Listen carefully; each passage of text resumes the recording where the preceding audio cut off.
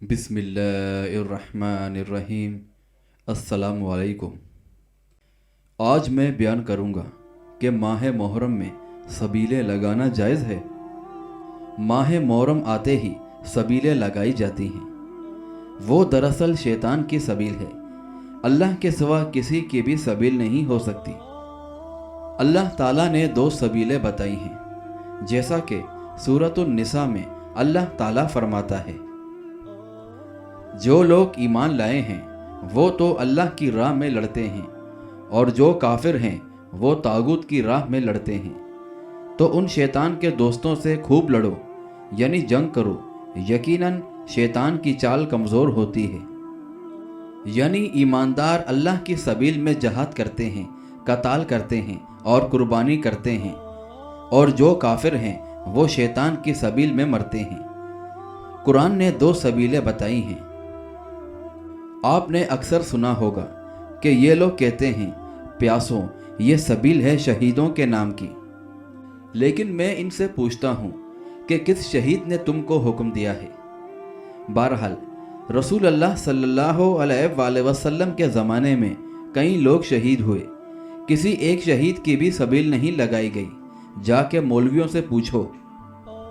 जैसा कि सूरह अल बकरा में अल्लाह ताला फरमाता है, और अंबिया अलैहिस्सलाम को नाहक कत्ल करते थे।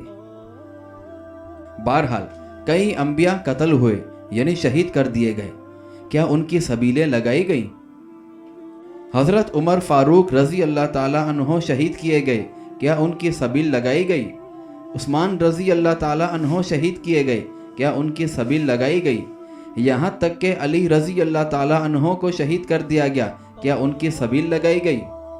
चलो बताओ, हुसैन रज़ी अल्लाह ताला अन्हो की शहादत पर उसके किसी बेटे, किसी पोते ने उनके नाम की सबील लगाई? तो फिर ये दीन कहाँ से आया?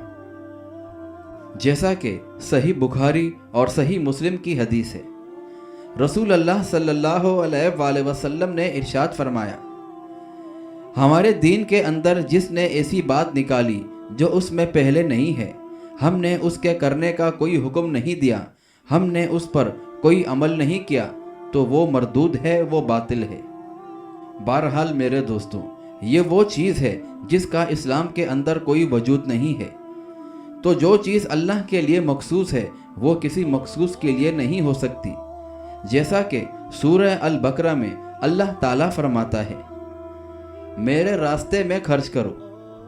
यानी अल्लाह ताला फरमाता है, मेरे लिए सबील लगाओ, यतीमों को खिलाओ, मिस्कीनों को खिलाओ, मोहताजों को खिलाओ, उनकी हाजतें पूरी करो। अल्लाह की सबील में, जहाद में, दीन में, इल्म में, तबलीग दीन में अल्लाह के लिए खर्च करो।